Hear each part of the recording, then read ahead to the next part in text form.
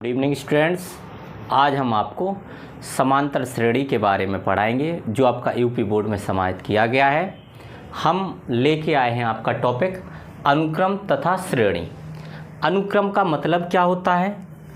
अनु का मतलब होता है आगे और क्रम का मतलब होता है बढ़ना, यानी कि टोटल मिला के आगे बढ़ना। अगर हम किसी सीक्वेंस को आगे के लिए बढ़ाते जाएं, श्रेणी को 2, 4, 6, 8, तो एक ये लाइन में आगे बढ़ते हुए क्रम बना रहा है तो हम इसे अनुक्रम कह देंगे। श्रेणी का मतलब हुआ आपका एक क्रमबद्ध तरीका। हमने जैसे लिखा हुआ है 2, 4, 6, 8, 10, यानी कि इसमें जब हम देखते हैं 2 के बाद 4 कब आया? जब +2 किया। 4 के बाद 6 कब आया? +2 हुआ। 6 के बाद 8 जब +2 हुआ, यानी कि सब में हम 2 जोड़ रहे हैं तो अगला पद हमें क्या हो रहा है? प्राप्त हो रहा है। तो इसमें हम देखते हैं कि हमारी ये जो श्रेणी निर्धारित की गई है ये आपकी समांतर श्रेणी है। ये है आपकी समांतर श्रेणी। अब इसमें बहुत सारी बातें हैं। समांतर श्रेणी ही क्यों हुई है, अन्य श्रेणी क्यों नहीं हुई है? समांतर श्रेणी हम इसलिए कह सकते हैं क्योंकि इनके बीच का अंतर, सम का मतलब समान और अंतर का मतलब जो अंतर, डिफरेंस हो, जिनके बीच का अंतर समान हो वो समांतर श्रेणी कहलाती है। तो इसमें समांतर श्रेणी जैसे हम और भी लिख सकते हैं 1, 3, 5, 7, 9 ... ये भी समांतर श्रेणी है। क्यों है समांतर श्रेणी? क्योंकि इनके बीच का डिफरेंस जब आप निकालोगे तो ये क्या मिल रहा है आपको? समान मिल रहा है, सबके सब में 2, 2, 2 लगातार मिल रहा है। दूसरा इसमें हम देखते हैं आपका गुणोत्तर श्रेणी। गुणोत्तर श्रेणी, श्रेणी वो भी है, उसमें भी आपके बहुत सारे टर्म होंगे, तो उसको हम क्या लिखेंगे? 1, 4, 16, 64। ये आपका अनुक्रम तो है, श्रेणी भी बना रहा है, लेकिन ये आपकी गुणोत्तर हुई। हम इसको अगला टर्म हमें प्राप्त करना है तो इसमें मल्टीप्लाई करना पड़ेगा। 1 का 4 में हुआ 4, 4 में 4 का हुआ 16, 16 में 4 का हुआ 64। आपको अगला प्राप्त करना है तो इसमें भी 4 का गुणा आपको करना होगा। अब हमारे टॉपिक में 2 श्रेणी ही समाहित हैं, समांतर श्रेणी और गुणोत्तर श्रेणी। हमें सबसे पहले बात करनी है अपनी समांतर श्रेणी में।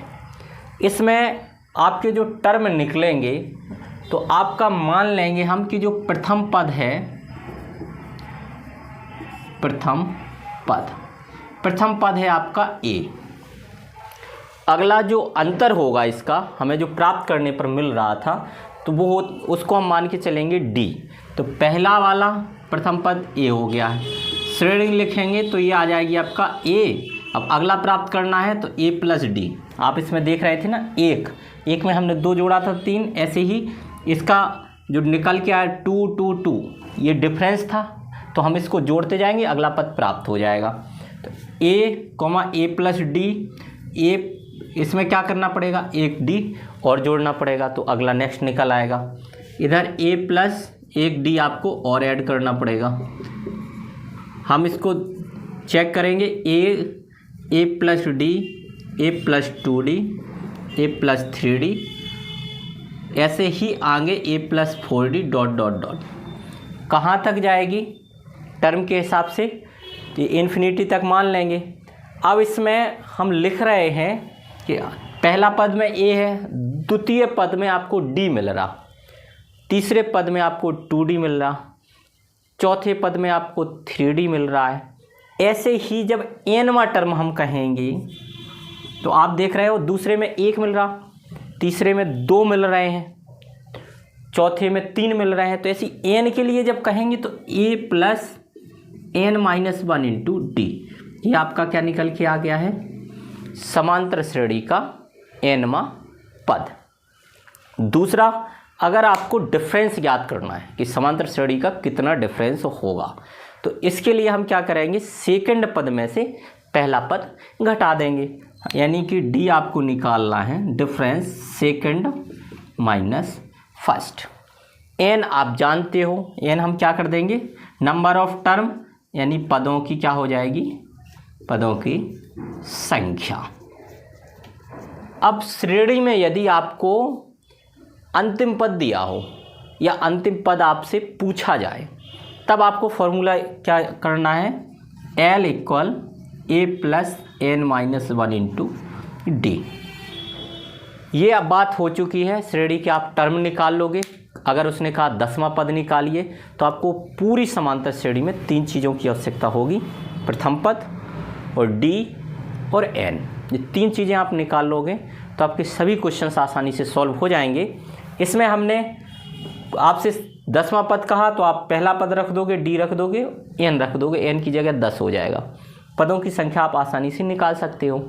अब उसने कहा है अंत से पद ज्ञात करिए, अंत से पद ज्ञात करना है, तब आपका फॉर्मूला क्या हो जाएगा, अंत से एनवा पद, अंत से एनवा पद।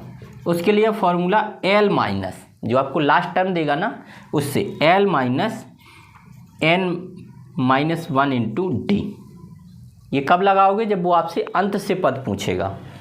अब श्रेणी को आपको टोटल निकालना है कि समांतर श्रेणी के टर्म आपको दे दिए, वो कहा कि इसका योगफल ज्ञात करिए। जब ऐसी स्थिति हो तब आपको क्या, S N equal sum of number of term हो जाएगा इसका। ये हो N by two A plus L. ये कब लगाओगे, जब समांतर श्रेणी का आपको योगफल ज्ञात करना है।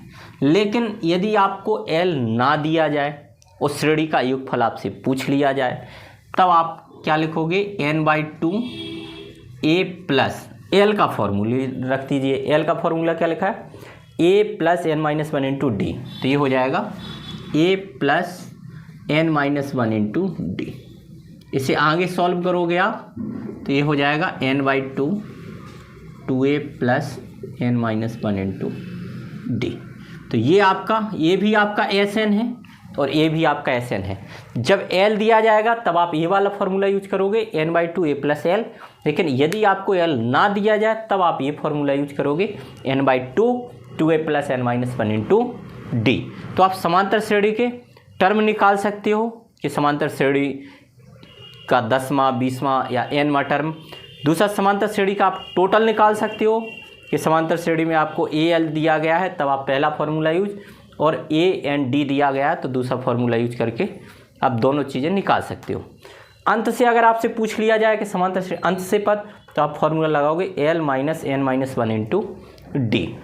इसके बाद में अगर श्रेणी में कहा गया टर्म आपको दे दिए गए, मान लिया जाए उसने लिखा है 1 4 6 8 और कहा है कि आप चेक करिए ये समांतर श्रेणी है या नहीं है, तो उसके लिए आपको फॉर्मूला याद रखना है, second minus first equal third minus second, यानी कि द्वितीय पद माइनस प्रथम पद इक्वल तृतीय पद माइनस द्वितीय पद। इस फॉर्मूले को आप रखोगे, यदि LHS इक्वल RHS सेटिस्फाइड हो रहा है तब आप कह सकते हो कि क्या है वो, समांतर श्रेणी है। यदि LHS इक्वल RHS नहीं हो रहा है तो आप कह सकते हो कि समांतर श्रेणी नहीं है। समांतर श्रेणी में आपको इन्हीं चीज़ों को ध्यान रखना है और सभी एक्सरसाइज में दिए गए क्वेश्चन सॉल्व करना है। अब एक्सरसाइज की यदि आपको क्वेश्चंस देखना है मनोहर रे बुक के, तो नेक्स्ट लेक्चर में हम आपको एक्सरसाइज के सभी क्वेश्चन सॉल्व कराएंगे।